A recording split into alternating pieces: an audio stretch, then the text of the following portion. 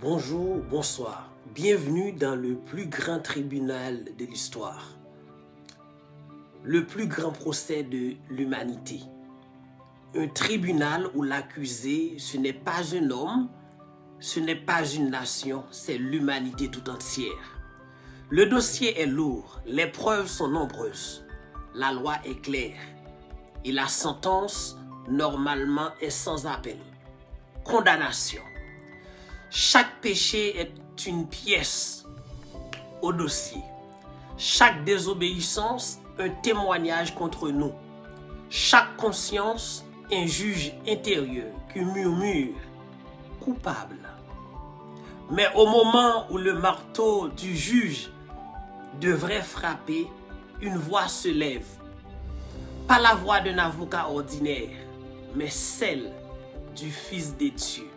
Et il déclare, il n'y a donc maintenant aucune condamnation pour ceux qui sont en Jésus-Christ. Mes frères et sœurs bien-aimés dans le Seigneur, aujourd'hui, nous allons pas parler d'un simple verset. Nous allons entrer dans le procès de l'humanité pour découvrir comment les coupables sont devenus libres. Comment les condamnés sont devenus justifiés et comment la croix a transformé le verdict éternel. Bienvenue dans le plus grand tribunal de l'histoire, le procès de l'humanité sur RTV Beraka. Pas un tribunal terrestre, mais un tribunal céleste. Pas un tribunal terrestre, mais un tribunal céleste. L'accusé n'est pas un homme, ni une nation, mais toute l'humanité. La Bible disait dans le livre de Romains chapitre 3 verset 23, « Car tous sont péchés et sont privés de la gloire des dieux. » Le dossier est lourd, la loi est parfaite, les juges est juste. La sentence est claire. Condamnation. Mais soudain, un avocat se lève, pas n'importe lequel. Nous avons un avocat auprès du Père, Jésus-Christ, le juste. 1 Jean chapitre 2 verset 1.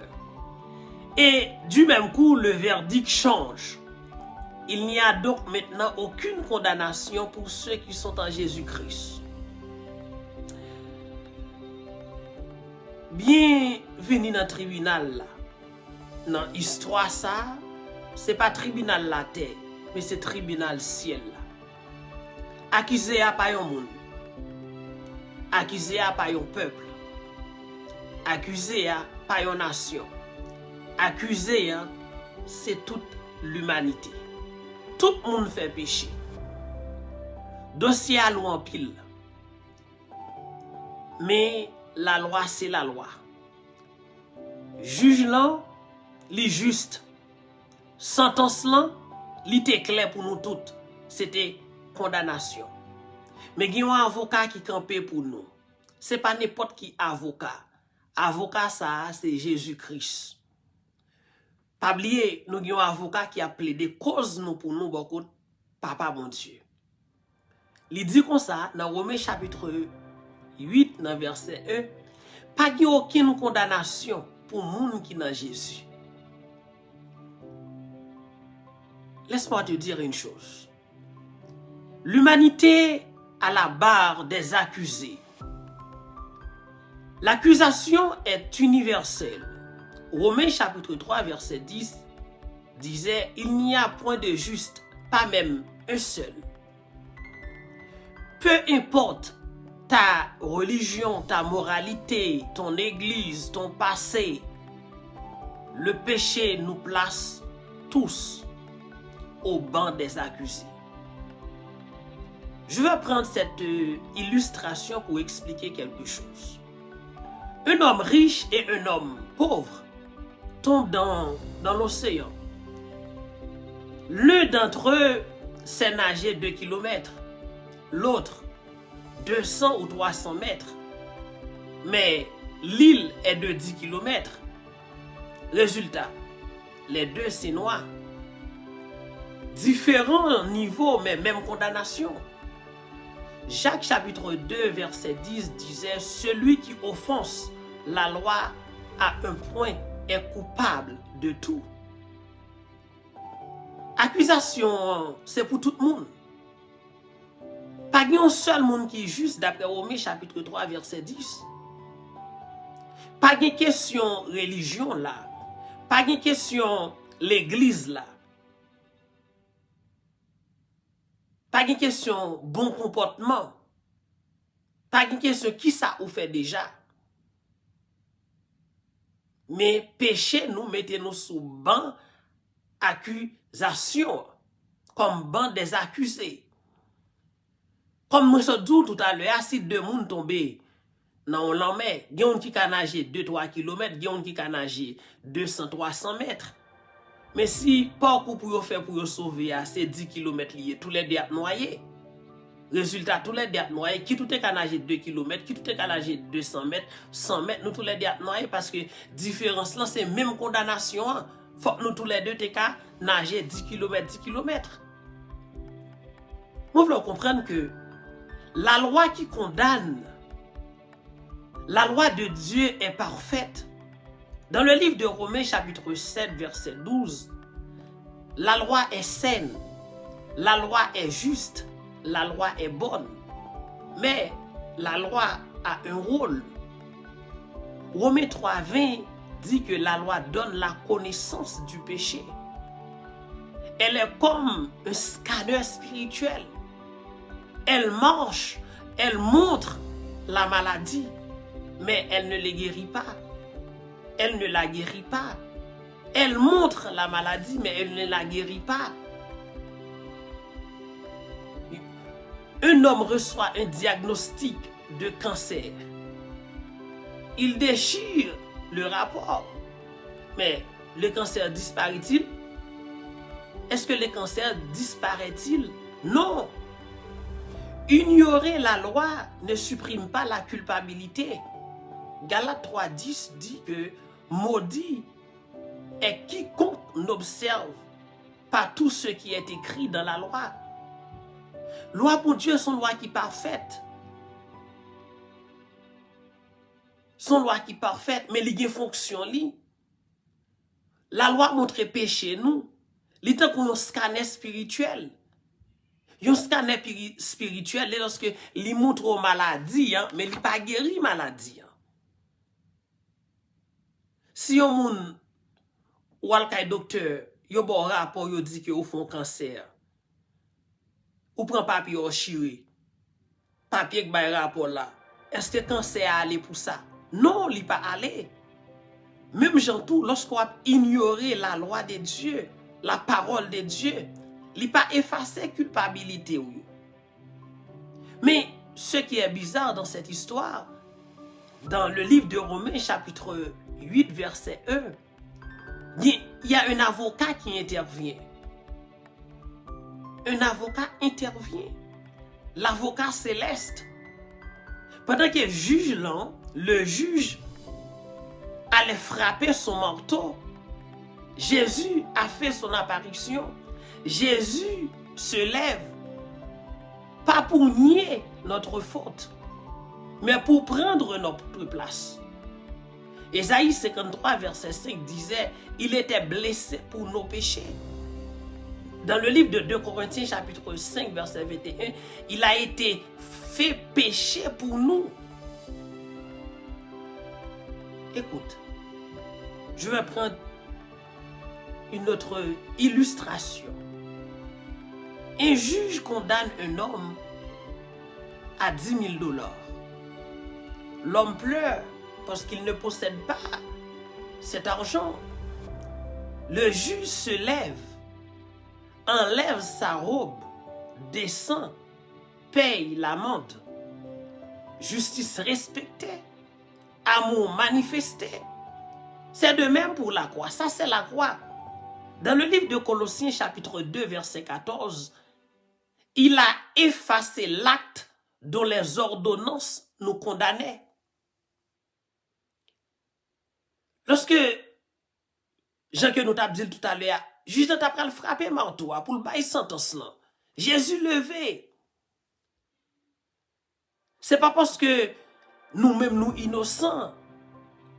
Non, il dit comme ça, la prend place nous. Place nous-mêmes ensemble avec vous, place l'humanité.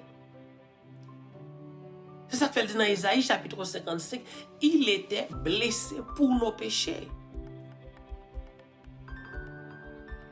Qui t'aime dire? Le verdict est le verdict qui libère. Romains 8, verset 1 ne dit pas peu de condamnation, mais aucune condamnation. Il n'y a donc maintenant aucune condamnation pour ceux qui sont en Jésus-Christ. C'est pas peu, c'est aucune. C'est pas aujourd'hui, c'est pas demain, pas dans l'éternité. Jean 5, 24 disait, il ne vient pas en jugement. Dans le psaume 103, verset 12, il dit, Dieu éloigne nos péchés comme l'Orient de l'Occident. Écoute bien. Un prisonnier libère continue de dormir en prison. Pourquoi? Parce que dans sa tête, il est encore coupable. Beaucoup de chrétiens vivent pardonnés, mais liés par la culpabilité. Romains chapitre 8, verset 1 pas dit que y a une petite crasse condamnation, mais il dit aucune condamnation du tout. C'est pas pour ni jodi, c'est pas ni pour demain. Mais pas jamais gagner condamnation pour moun qui dans Jésus-Christ.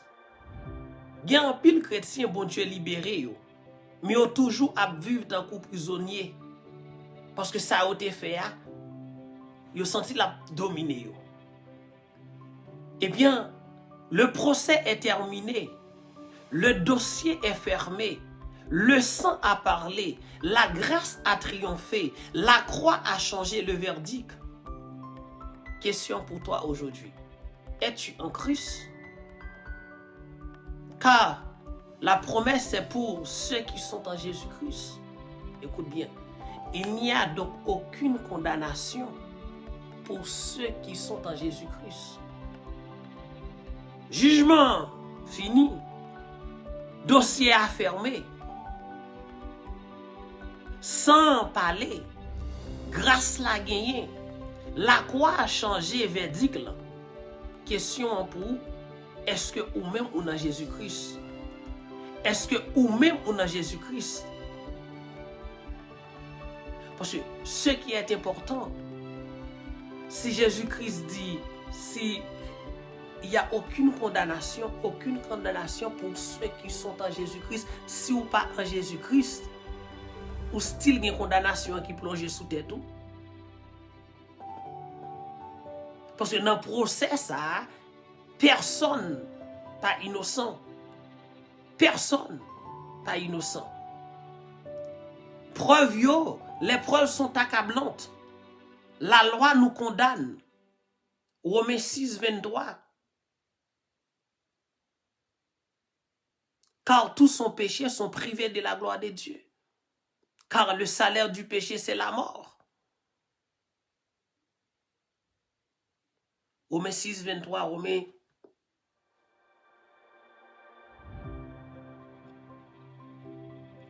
La loi de Dieu est parfaite, mais nous sommes imparfaits. Chaque mensonge, chaque orgueil, chaque désobéissance, tout est écrit dans le dossier. Satan disait, regarde ce qu'il a fait, regarde ce qu'elle a fait. Pendant ce temps, nous comme chrétiens, nous en avons une caméra de surveillance céleste sur nous. Tout est enregistré, même les pensées, même les intentions. Personne ne peut effacer le disque dur du ciel. Jésus entre dans la salle. L'avocat parfait, Pendant que le verdict allait tomber, Jésus se lève. Il ne nie pas notre culpabilité. Il dit oui, ils sont coupables, mais je vais payer à leur place. Il montre ses mains percées, son côté transpercé, son sang versé. Je veux que tu saches une chose. Le verdict final, aucune condamnation, comme je te disais tout à l'heure. Le juge parle. Pas peut-être libre, pas libéré sous condition, mais aucune condamnation. Le dossier est fermé. Le casier judiciaire est effacé. La dette est payée. Comme un prisonnier à qui on enlève les menottes, la porte s'ouvre, il sort libre. Pas parce qu'il est innocent, mais parce que Jésus est intervenu. Je vais vous dire une chose. Le plus grand procès de l'humanité, le procès est terminé. Soit tu restes avec ton avocat Jésus, soit tu défends seul et tu perds. Aujourd'hui, le tribunal du ciel t'offre une grâce. Acceptais-tu Jésus comme ton avocat et ton sauveur? C'est pas une blague. C'est pas une blague. Procès a fini. Est-ce que vous acceptez Jésus comme avocat? Est-ce que vous prêtez pour défendre tête? C'est soit vous acceptez Jésus comme avocat pour pas une pièce de condamnation pour vous, ou bien vous acceptez pour défendre tête ou avez perdu.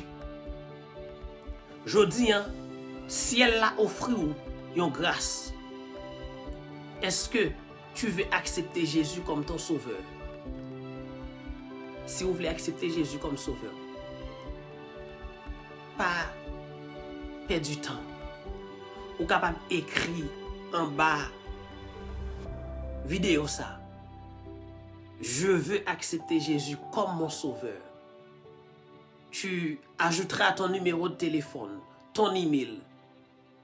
Comme ça, on peut te contacter pour prier avec toi.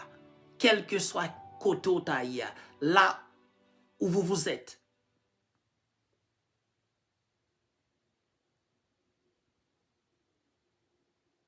Quel que soit l'endroit où trouvez-vous,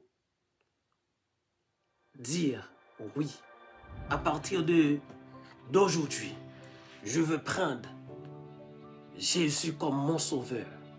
Je vais l'accepter comme mon sauveur parce qu'il a pris cette condamnation à ma place. Je veux faire de Jésus mon ami, mon sauveur, mon Seigneur. N'oublie pas, c'est le plus grand procès de l'humanité. Nous vivons dans le péché, mais Dieu a fait grâce. Maintenant, nous ne sommes plus sous le contrôle du Satan, le diable. C'est Jésus qui domine.